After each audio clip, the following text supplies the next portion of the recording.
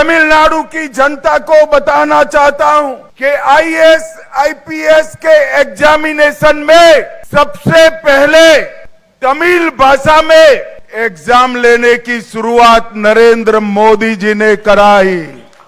IAS IPS தேர்வுகளிலே இந்த அரசாங்கம் தான் முதன் முறையாக தமிழை அறிமுகம் செய்திருக்கிறது.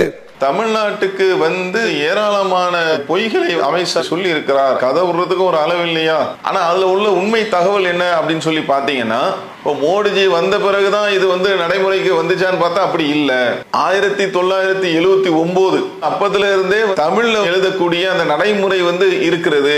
செய்தியும் சிந்தனையும் என்கின்ற இந்த நிகழ்ச்சியில பல்வேறு அண்மை செய்திகளை நாம் பார்த்து வருகிறோம். அந்த அடிப்படையில் தமிழகத்தில் எப்படியாவது காலூன்ற வேண்டும் என்கின்ற அந்த அடிப்படையில் பாஜக அதனுடைய கூட்டணி கட்சிகள் அது முயற்சி செய்து கொண்டு இருக்கிறது. அவ்வப்போது அமித்ஷா அவர்களும் மோடி அவர்களும் தமிழகத்துக்கு வந்த வண்ணம் இருக்கிறார்கள். இப்ப சமீபத்தில் பாத்தீங்க அப்படின்னா கடந்த 4ஆம் தேதி புதுக்கோட்டையில வச்சு ஒரு கூட்டம் வந்து நடக்குது. அந்த பொதுக்கூட்டத்தில் மத்திய உள்துறை அமைச்சர் அமித்ஷா அவங்க பங்கேற்று பல்வேறு செய்திகளை வந்து சொல்றாங்க.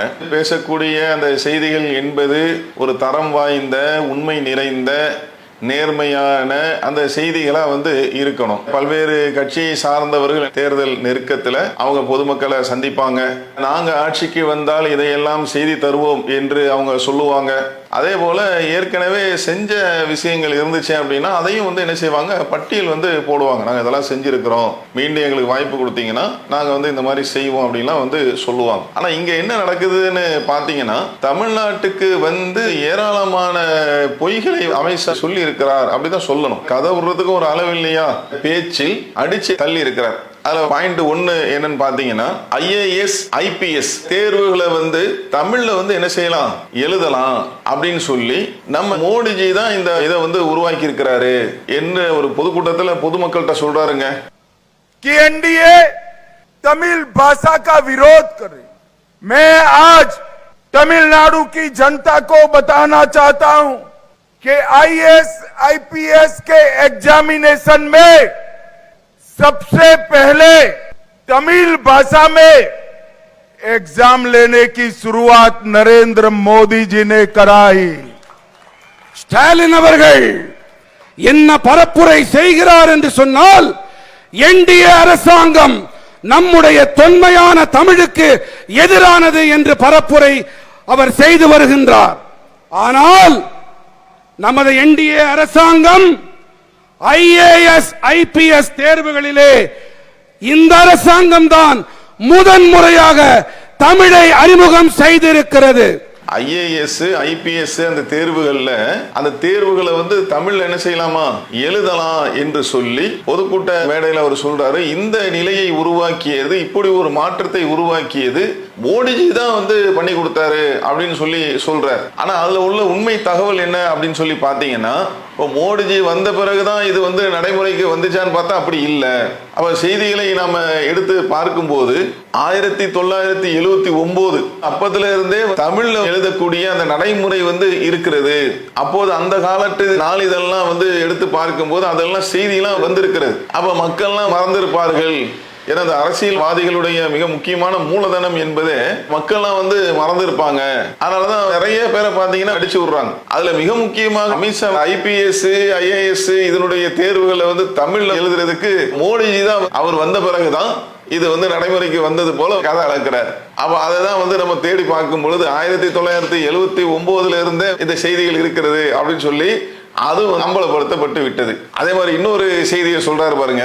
ரயில் நிலையங்களில் தமிழ் அறிவிப்பு செய்யக்கூடிய ஒன்று, ரயில் வந்து இப்போது வரும் பயணிகள் கவனத்திற்கு அப்படின்னு சொல்லுவாங்கல்ல, அந்த மாதிரி ஒரு அறிவிப்பை வந்து மோடிஜி அவங்க வந்ததுக்கு பிறகுதான் என்ன செஞ்சாங்களாம், அதுக்கும் வந்து மோடிஜி தான் காரணம். तमिलनाडु के रेलवे स्टेशनों पर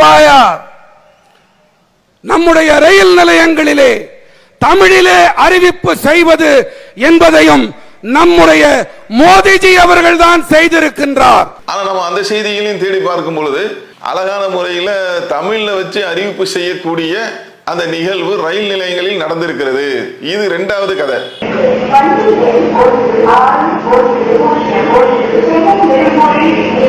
என்ன நாங்க எப்படியாவது பொய்யும் புரட்டியும் சொல்லி மக்கள் மன்றத்தில் வந்து இந்த பாஜக பற்றியும் மோடிஜியை பற்றியும் வந்து ஒரு இமேஜை வந்து உருவாக்கி அதை வைத்து தமிழ்நாட்டில் என்ன செஞ்சலாம், கால் ஊன்றி விடலாம், தேர்தலில் வென்று விடலாம் என்றெல்லாம் இவங்க என்ன செய்யறாங்க, அவங்க ஒரு முடிவு செய்து கொண்டு இப்படி மக்கள் மன்றத்தில் இல்லாத விஷயங்களை எடுத்து சொல்லி கொண்டு இருக்கிறார்கள். ஆனா இது தமிழ்நாட்டில் செல்லுபடி ஆகுமா? இப்ப பாத்தீங்க அப்படின்னா ஒண்ணு என்ன சொல்றாங்க, அமித்ஷாஜி நீங்க தமிழ்நாட்டுக்கு வந்து இப்படி வந்து கதை அளக்கலாமா என்கின்ற கேள்வி வெகுஜன மக்கள்கிட்ட இருந்து வந்து கொண்டு இருக்கிறது. அடுத்து என்னன்னு பாத்தீங்கன்னா மெடிக்கல் அப்புறம் இன்ஜினியரிங் அதனுடைய என்ட்ரன்ஸ் எக்ஸாம் இருக்கு பாருங்க, அதையும் தமிழ்ல எழுதுவதற்கு அதுக்கும் மோடி தான் காரணம். मेडिकल और इंजीनियरिंग की परीक्षाएं तमिल भाषा में लेने की शुरुआत नरेंद्र मोदी जी ने कराई. தேர்வுகளை தமிழிலே எதிர்கொள்ளக்கூடிய வசதிகளை ஏற்படுத்தி கொடுத்திருக்கிறார் மாண்புமிகு பாரத பிரதமர் நரேந்திர மோடி அவர்கள். வரும்போது என்ன மூட்ல வந்தாருன்னு தெரியல, என்னவா மோடிஜி தான் காரணம், மோடிஜி தான் காரணம் அப்படின்னு சொல்லக்கூடியதை பார்க்கிறோம். ஏன்னா இப்ப தேர்தல் நெருக்கமா வர்றதுனால அவங்களுக்கு அது தேவைப்படுது இல்ல, அந்த பிம்பத்தை வந்து ஏற்படுத்தி அதன் மூலமாக வாக்கு வங்கிகளை தங்கள் பக்கம் இழுக்கலாம் என்று நினைக்கிறார்கள். ஆனா தமிழ்நாட்டு மக்கள் வந்து தெளிவா இருக்கக்கூடியவங்க. மெடிக்கல்ல வந்து அந்த என்ட்ரன்ஸ் சொல்றாங்கல்ல, நீட் எக்ஸாம் அதெல்லாம் வரும்போது இங்க உள்ள தமிழகத்தில் இருக்கக்கூடிய அனைத்து கட்சிகளும் அதையெல்லாம் எதிர்த்தாங்க. ஆண்ட கட்சியா இருந்தாலும் ஆளுகின்ற கட்சியாக இருந்தாலும் என்ன செஞ்சாங்க, அதை வந்து அந்த என்ட்ரன்ஸ் எக்ஸாமே வந்து இருக்கக்கூடாது என்கின்ற அடிப்படையில் வந்து எதிர்த்தாங்க. அதே மாதிரி நீங்க இன்ஜினியர் அங்க அதுல பாத்தீங்க அப்படின்னா அதுல உள்ள அந்த நடைமுறை என்பது தமிழ்ல எழுதலாம் என்பது ஆல்ரெடி வந்து இருக்கிறது. இப்ப நீ எல்லாத்தையும் நீங்க எடுத்து பாத்தீங்கன்னா அவர் பேசினதுல இந்த விஷயங்களை நம்ம எடுத்து பார்க்கும் போது பொய்யா என்ன செஞ்சிருக்கிறாரு அவரு சொல்லுவது காண முடிகிறது. ஏன் இந்த பொய்யெல்லாம் வந்து ஏன் சொல்லணும், ஏன் வந்து மக்கள் மன்றத்தில் இப்படி வந்து கதையை அளக்கணும் அப்படின்னு பாத்தீங்கன்னா, ஏன்னா செஞ்சதை சொல்றதுக்கு ஏதாவது இருக்கான்னு சொல்லி தேடி பார்க்கணும். மக்களை சந்திக்கும் போது ஏதாவது செஞ்சு இருந்து நாங்க அப்படி செஞ்சோம் இப்படி செஞ்சோம், நீங்க அங்க பாருங்க இங்க பாருங்க, எங்களுக்கு தமிழகத்துல நீங்க வாய்ப்பு கொடுத்தீங்க அப்படின்னா, இதுலயே வந்து இப்ப அவங்க 2 பேர் கூட்டணி இருக்குல்ல, அதாவது பாஜகவும் அதிமுகவும் கூட்டணியில இருக்கிறாங்க. இவர் வந்து என்ன சொல்றாரு அப்படின்னா என்டிஏ அவங்க கூட்டணி இருக்குல்ல, அதுதான் பெரும்பான்மையா வந்து தமிழகத்துல ஆட்சி அமைக்கும் அப்படின்னு சொல்லி அவரு. இன்னொரு பக்கத்துல நம்ம எடப்பாடி அவங்க இருக்காங்கல்ல, அவங்க என்ன சொல்றாங்கன்னா அதிமுக பெரும்பான்மையா ஜெயித்து அது ஆட்சி அமைக்கும்னு சொல்லி இப்படி ஒண்ணு ஓடிட்டு இருக்கு. அவங்க 2 பேருக்குள்ளேயும் என்ன இருக்கு, அவர் ஒரு தகவலை சொல்றாரு ஒரு கருத்துப்பட, இவர் வந்து என்ன செய்யறாருன்னா அவர் பாஜகவை முதன்மைப்படுத்தி அவர் சொல்றாரு, இவர் அதிமுகவை முதன்மைப்படுத்தி இவர் சொல்றாரு. இப்படி ஒன்று இவங்களுக்குள்ள போய் கொண்டு இருக்கிறது, கிளாஷ் ஆகுது. मैं विश्वास दिलाना चाहता हूं कि अप्रैल 2026 में तमिलनाडु में एनडीए की सरकार बनने जा रही है. இந்த நிறைவு விழாவிலே நான் ஒரு விஷயத்தை கூறிக்கொள்ள விரும்புகிறேன். ஏப்ரல் மாதம் 2026 தேதி இங்கே தமிழ்நாட்டிலே பாரதிய ஜனதா கட்சியின் என்டிஏ தலைமையிலான இங்கே ஆட்சி மலரும். நடைபெறுகின்ற சட்டமன்ற பொதுத் தேர்தலில் அண்ணா திமுக தலைமையில் அமைக்கப்படுகின்ற கூட்டணி பெரும்பான்மையான இடங்களிலே வெற்றி பெற்று அண்ணா திமுக தனி பெரும்பான்மையோடு ஆட்சி அமைக்கும். அதில் எந்தவித மாற்றமும் கிடையாது.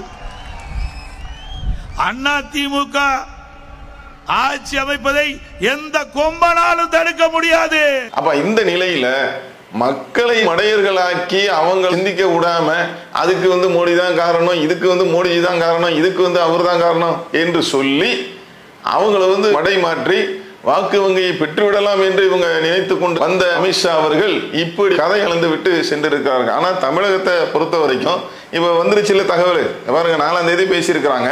இப்ப என்ன ஆயிடுச்சு, தகவல் எல்லாம் வெளியில வந்துருச்சு. என்ன அமித்ஷாஜி நீங்க தமிழகத்துக்கு வந்து இப்படி வந்து நீங்க பொய்யா சொல்லலாமா என்கின்ற அளவுக்கு வந்து தகவல்கள் வந்து தொடர்ச்சியாக வந்து கொண்டு இருக்கிறது. மக்களை சந்தித்து இல்லாததை சொல்லி இதை வந்து நீங்க மாத்திக்கங்க. ஏன்னா அவங்க ஸ்டைல் அதுதான், அவங்களுடைய அந்த தத்துவமே என்னன்னா பொய்யை வந்து நீங்க திரும்பி திரும்பி சொன்னீங்கன்னா அது வந்து உண்மையாக தோற்றம் பெற்று விடும். இப்படி ஒரு தத்துவம் தான் அவங்க வந்து கடைபிடிக்கக்கூடிய ஒன்றாக இருக்கிறதாக மக்கள் பார்வையில வந்து இருக்கிறது. கதை அளக்கிறது, பொய் சொல்றது, இப்படித்தானே போயிட்டு இருக்கு. அப்ப இதையெல்லாம் கவனித்து நாம் மிக தெளிவாக தமிழகத்துடைய அந்த வளர்ச்சிக்கு அனைத்து மக்களும் ஒற்றுமையாக வாழ்வதற்கு மன நிம்மதியோடு சிறந்த ஒரு வாழ்வை வந்து மேற்கொள்வதற்கு எந்த சிறந்த ஒரு நல்ல ஒரு முடிவு ஏற்படுகிறதோ அதை மக்கள் என்ன செய்யணும், அதற்குரிய வழியை நோக்கி பயணிக்க வேண்டும்.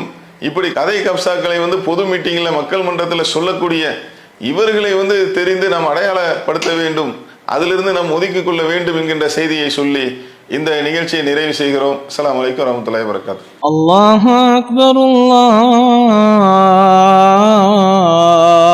அக்பர்.